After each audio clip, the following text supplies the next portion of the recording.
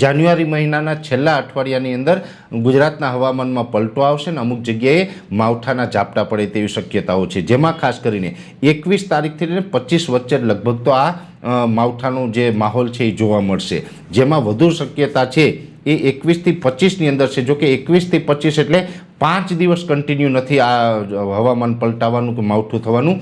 કોઈ પણ 21 થી 25ની અંદર કોઈ પણ 2 દિવસ એવા હશે કે જેની અંદર માવઠાનો માહોલ બની શકે છે, જેમાં હવે કયા દિવસે બનશે આવનારા સમયમાં ખબર પડશે।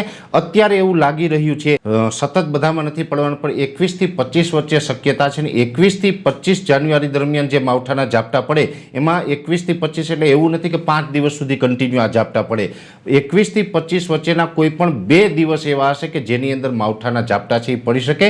જો કે આ માવઠું છે અતિ તીવ્ર નહીં હોય, સામાન્ય હશે અને એકદમ છૂટાછવાયું હશે, એટલે આપણે બહુ ડરવાની કે ગભરાવાની જરૂર નથી। પણ ખાસ જે પાકિસ્તાનના બલુચિસ્તાન અને સિંધ પ્રાંત ઉપર થઈને જે આ ટ્રફ છે એ ગુજરાત સુધી લંબાય, એટલે જે વધુ શક્યતા છે જે વિસ્તાર વાઇઝ એની અંદર સૌરાષ્ટ્રના સીમિત વિસ્તાર, છૂટાછવાયા ભાગો, કચ્છના મોટા ભાગના વિસ્તારો અને ઉત્તર ભાગના વિસ્તારોની અંદર ઉત્તર ગુજરાતના જે ભાગો છે એની અંદર આ વધારે અસર પાડી શકે છે અને ત્યાં માવઠું થઈ શકે છે। એ વિસ્તારને બાદ કરતાં દક્ષિણ ગુજરાત હોય કે મધ્ય ગુજરાત હોય એમાં અસર થાય, પણ તેમાં સીમિત વિસ્તારમાં એકદમ સામાન્ય અસર થાય। બાકી કચ્છ, સૌરાષ્ટ્ર અને ઉત્તર ગુજરાતના ભાગોની અંદર 21 થી 25 વચ્ચે કોઈ પણ 2 દિવસ એવા હશે કે જેમાં માવઠાના ઝાપટા પડવાની શક્યતાઓ છે। આ શક્યતા છે મેં આપને જણાવ્યું એમ કે ઉત્તર ભારતના જે પહાડો ઉપરથી વેસ્ટર્ન ડિસ્ટર્બન્સ પસાર થવાનું છે ને એનો ટ્રફ છે એ ગુજરાત સુધી લંબાવવાનો છે, એને કારણે આ માવઠું થઈ શકે છે। ગત સમયે એટલે કે 31 ડિસેમ્બર અને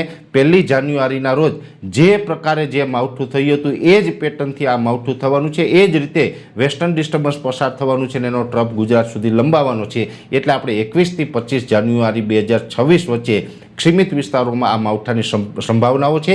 અત્યારે આપણે આશા રાખીએ કે આવનારા સમયની અંદર આ વેસ્ટર્ન ડિસ્ટર્બન્સની જો દિશા બદલે અને ગુજરાત આમાંથી બચી જાય તો ખૂબ સારી, તો ભગવાનની કૃપા બનશે।